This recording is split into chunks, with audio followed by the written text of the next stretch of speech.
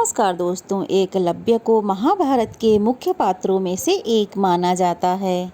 मान्यताओं के अनुसार यह एक हिरण्यधनु नामक निशाचर का पुत्र था। जब एकलव्य बड़ा हुआ तब उसने गुरु द्रोणाचार्य के पास जाने का फैसला किया, परंतु जब वह गुरु द्रोणाचार्य के पास पहुंचा तो उन्होंने उसे शिक्षा देने से मना कर दिया। एकलव्य इस बात से तनिक भी आहत नहीं हुआ। उसने वहीं वन में रहकर धनुर्विद्या सीखने की ठान ली।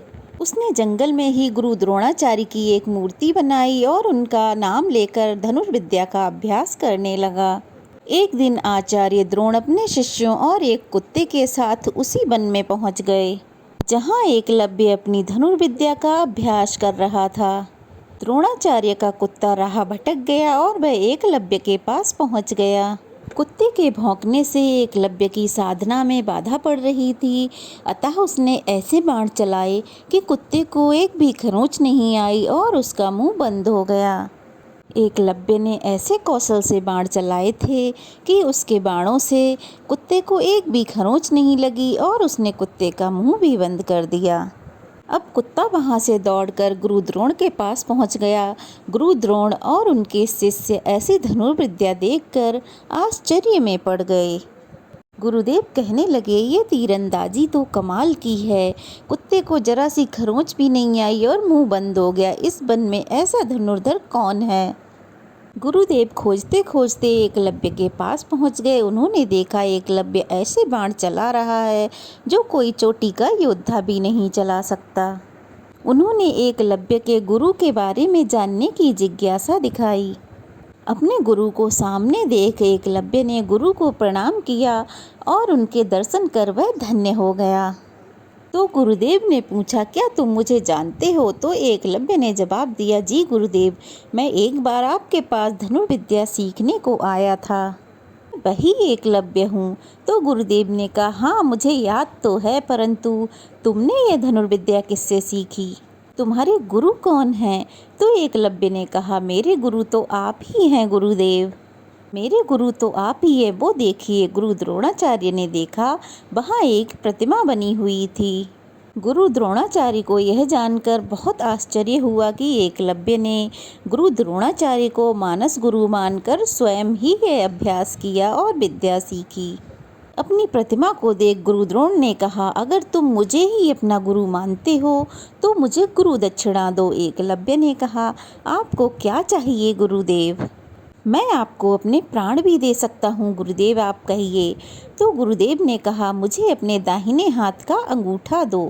गुरुदेव के ऐसे कहने पर एकलव्य जरा सा भी विचलित नहीं हुआ और उसने अपने दाहिने हाथ का अंगूठा काट कर गुरुदेव को दे दिया। यह देखकर गुरुदेव चकित रह गए और एकलव्य को आशीर्वाद दे वहाँ से चले गए। अंगूठा कट जाने के बाद एकलव्य ने तर्जनी और मध्यमा उंगली का प्रयोग कर धनुर्विद्या का अभ्यास किया। इसके बाद वह अपने पिता के पास गया। अपने पिता की मृत्यु के बाद एकलव्य वहाँ का राजा बना। एकलव्य ने अपने राज्य का विस्तार करने के लिए निषाद भीलों की एक सशक्त सेना बनाई। प्रचलित कथाओं के अनुसार एकलव्य श्री कृष्ण को दुश्मन मानने वाले जरासंध के साथ मिल गया था। जरासंध की सेना की तरफ से उसने मथुरा पर आक्रमण किया। एकलव्य ने यादव सेना के बहुत सारे सिपाहियों को मार दिया। जब यह बात श्री कृष्ण तक पहुंची तब वह युद्ध करने आए। भगवान श्री कृष्ण जानते थे अगर एकलव्य को नहीं मारा तो वह महाभारत युद्ध में कौरवों की तरफ से लड़ेगा, जिससे पांडवों की परेशानियां बढ़ सकती हैं। इसके बाद श्री कृष्ण और एकलव्य के बीच युद्ध हुआ। जब भगवान स्वयं युद्ध कर रहे हों तो कोई महान से महान योद्धा भी कैसे टिक सकता है?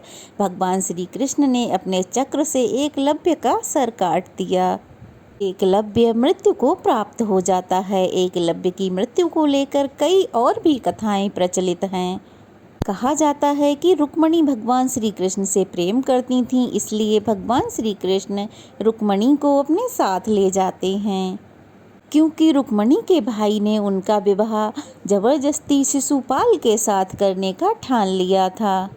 तब रुक्मणी के भाई के कहने पर एकलव्य भगवान श्री कृष्ण का रास्ता रोकता है और वहां उनके साथ युद्ध करने पर मारा जाता है। और ये भी कहा जाता है कि जब जरासंध की मृत्यु हुई तब उसका बदला लेने के लिए एकलव्य ने भगवान श्री कृष्ण से युद्ध किया और इस युद्ध के दौरान वह मारा गया। परंतु वास्तविकता तो यही है कि एकलव्य का वध भगवान श्री कृष्ण के हाथों ही हुआ था। एकलव्य के बाद एकलव्य का पुत्र केतुमान राजा बना था।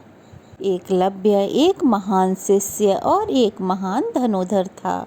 उसकी गणना संसार के सर्वश्रेष्ठ धनुर्धर और शिष्यों में की जाती है। एकलव्य का नाम उसके महान गुरु भक्ति के कारण सदा के लिए इतिहास के पन्नों पर लिख गया। आज भी जब महान शिष्यों या महान धनुर्धरों की बात आती है तो एकलव्य का नाम सामने जरूर आता है, सबसे पहले नंबर पर आता है। तो यह थी हमारी आज की एक महान गुरु भक्त शिष्य की कथा। कैसी लगी कमेंट बॉक्स में अवश्य बताएं और प्लीज़ चैनल को सब्सक्राइब करें, वीडियो को लाइक और शेयर करें। हमें आपके सपोर्ट की बहुत ज़रूरत है।